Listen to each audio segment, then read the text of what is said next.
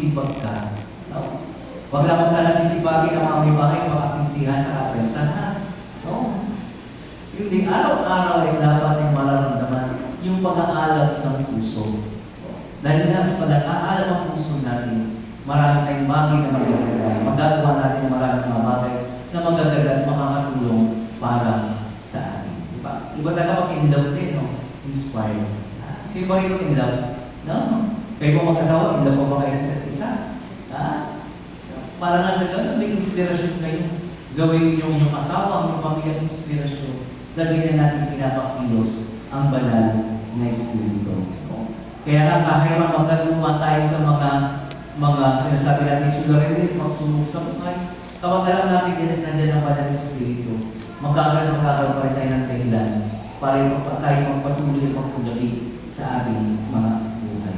Kaya ang ganda nga kanina doon sa ating awit, no, bago ang makuling balita, sinasabi natin sequence, na ano nga bang mangyayari pag hinayaan natin kumilos ang Espiritu Santo sa buhay natin. Sabi ko marumi, palinisin, latay, panirawain. Sa namin lumutin, kami gawing matapat sa pag-ibig mo, mag-alab lagi sa tamang landas. Pag-aalab ng Espiritu Santo. Tunay nga naman na sa mga inuwihan ng hangin at apoy, dumating ang banal na Espiritu. Kaya tayo muli ay hayaan natin na tayo ay mabigyan ng tayo ay madala ng hangin ng Espiritu Santo sa mababawang dulot niya. At ganun din hayaan natin ang ating mga puso na laging pag-alabin ng Espiritu Santo. Upang na sa ganun nga ay makapagpulot tayo ng pagmamahal, ng inspirasyon,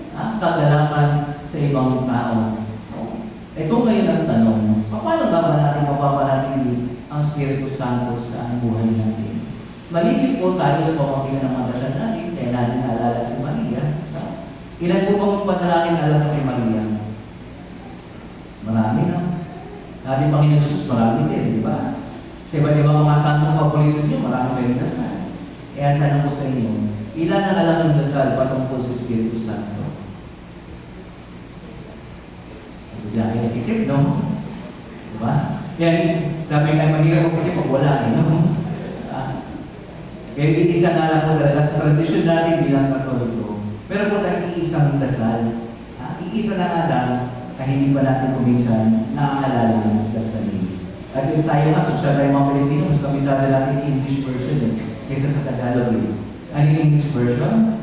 Come, Holy Spirit, fill the hearts of your faithful, and instill in them the fire of your love.